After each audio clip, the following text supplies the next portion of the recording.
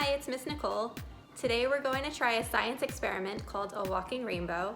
All you need are some cups, some food coloring, and some paper towels.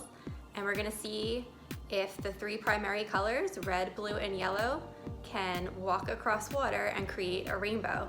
You guys ready to get started?